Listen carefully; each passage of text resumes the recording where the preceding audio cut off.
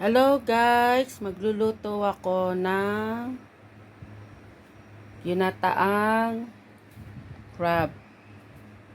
Ayan siya guys. Siyempre hahatiin natin yan ganyan.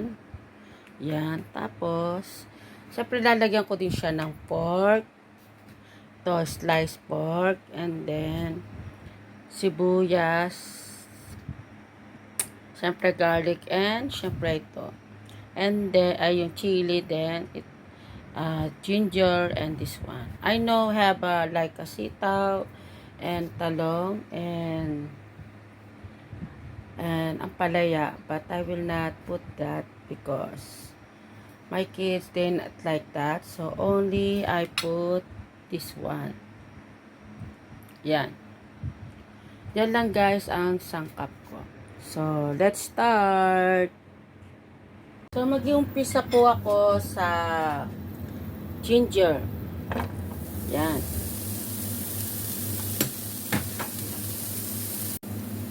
And then,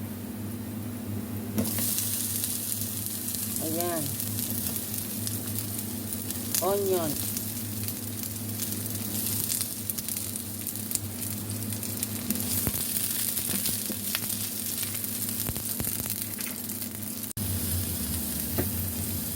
Then, garlic. Ayan. Lagyan ko na siya ng bagong alamang. Siyempre, lalagyan na rin natin siya ng chili. Yan lang guys. Huwag masyadong spice. Ayan. Nilagyan ko na siya ng pork. And then, siyempre, lalagyan natin siya ng patis. Konti lang guys kasi maalat na yung alamang. At syempre hindi ako nawawalan ng pork cubes. Lalagyan natin siya guys. Ayan, may pork na siya. Ayan na siya guys. Yummy, yummy. Yan, laki. Siyempre kamba lang naman nakakain dyan. Yan.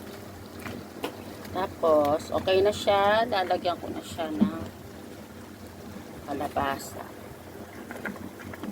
Tapos ng kalabasa, lalagay ko naman yung gata. So, ayan na siya guys. Yummy, yummy. So, lalagyan naman natin itong gata. Gata namin sa Japan. Yan. Chips. Pinakamalasa na.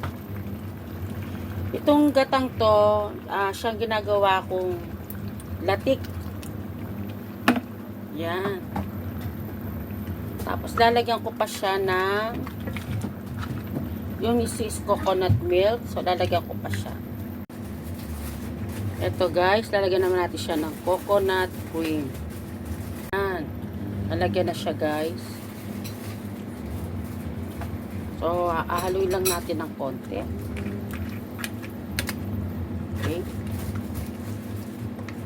Malasa yan guys.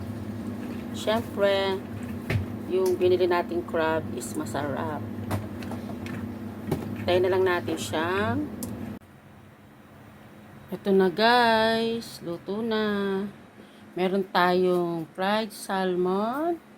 Yan. Masarap to siya guys. Ito yung gusto ko siya guys. And then, meron tayong crab. Ayan. Napakasarap. Yan. Yummy. Kain na tayo guys for dinner.